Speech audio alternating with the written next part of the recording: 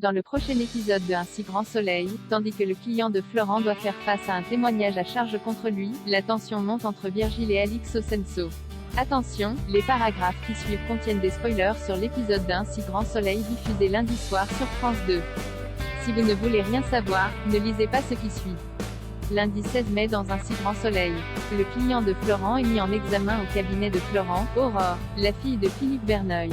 Elle s'emporte face à son avocat et lui assure que son père n'a rien à voir avec la drogue découverte dans le camion de livraison. Florent tente de la rassurer en lui disant que le chauffeur du véhicule en question risque une lourde peine et pourrait être le seul à être condamné.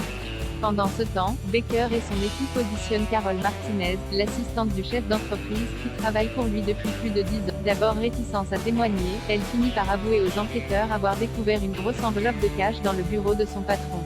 Lorsqu'elle a tenté de lui en parler, celui-ci, qui ne s'est jamais montré désagréable envers elle, s'est aussitôt mis en colère en lui reprochant d'avoir fouillé dans ses affaires.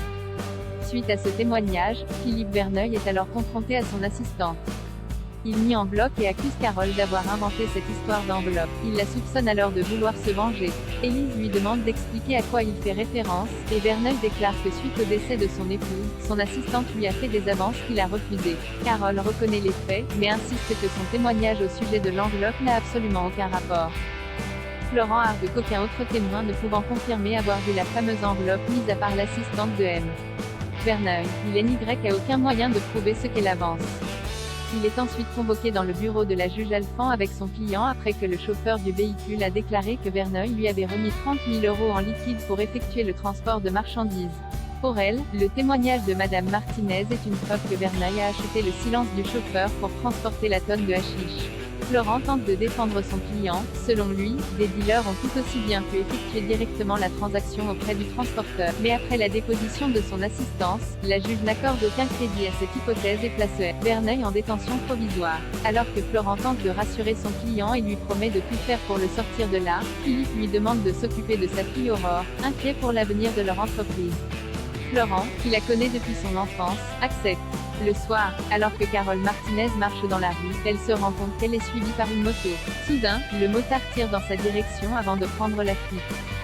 La police surveille le club d'Alix et Virgile au matin. Une journaliste radio se présente au Senso et informe Inès avoir rendez-vous avec les deux gérants du club. Embarrassée, la serveuse ne sait pas où les trouver. En effet, Alix et Virgile ont à nouveau passé la nuit ensemble et ont totalement oublié l'interview, et se réveillent en plein panique. Lors de l'entretien, ils évoquent avec fierté la réussite de l'ouverture du Senso, et évoquent leur partenariat avec un club de tennis et leur projet de rajouter un spa en annexe. Mais la journaliste ne fait pas l'impasse sur la réputation sulfureuse du Senso, et les interroge sur les rumeurs de clubs échangistes qui courent à son sujet. Alix et Virgile démentent fermement ces ragots, et esquivent ensuite la question de la journaliste sur la nature de leur relation. Ils sont associés, et rien de plus. Après l'interview, Inès remercie Virgile de l'avoir embauché comme serveuse, mais lorsqu'elle lui dit être très heureuse pour lui de le voir refaire sa vie en référence à Alix, le patron du club s'agace et rétorque que Alix n'est pas du tout son style, alors que cette dernière entend tout de leur conversation. Plus tard, tous deux ont rendez-vous avec Dimitri, le gérant du club de tennis, afin de finaliser leur accord. Alix flirte alors ouvertement avec lui en lui demandant un cours particulier, et ce dernier accepte sa proposition. Virgile peine alors à cacher son agacement, et Alix jubile. Pendant ce temps au commissariat, Baker, qui a entendu le reportage sur le Senso à la radio, demande à Yann d'accroître sa surveillance et d'y retourner pour mettre au clair ces rumeurs de club libertin. Yann a beau lui assurer que l'endroit n'a rien de suspect, Baker insiste. Plus tard, Alix retrouve Claudine pour le déjeuner, et remarque que l'avocate passe beaucoup de ses soirées au club.